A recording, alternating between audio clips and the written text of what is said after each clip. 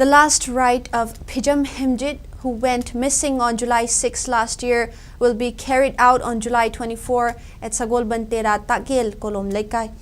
Informing about the decision at his residence in Sagolband, father of the deceased student Phijam Ibungobi maintained that security forces have failed to retrieve the bodies of his son and another student from Jojangtek area under Doni district. There is no progress in this case that was taken up by CBI regarding the incident.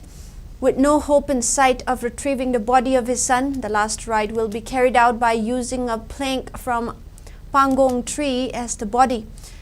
Phijam Ibungobi has appealed people to be part of the last rite, which will be held on July 24. He also expressed solidarity to people who have suffered injuries during the agitation that broke out in connection with the unfortunate incident.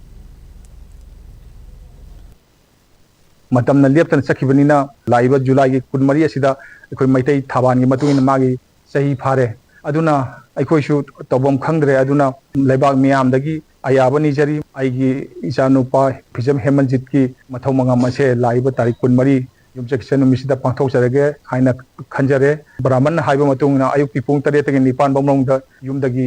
sarga puthokani hai isagi masagi karimba pot amata chu phangdana sarga puthokpa haibse aikoina medam miraba yauna honadana yargadi mogi mathau mangam pangthokpa yanaba tarik kunmari sibogi manungda karimba khadi pithokpio haina governor Madam Unai Kulji Sahib su unare adubu karimba kanaba amta phangde adun upai leitrabanina laiba kunmari sita mogi mathau mangam pangthok sage haina miyamdagi ayabani jari masini ayahagasi kayada tolaba maitai nupa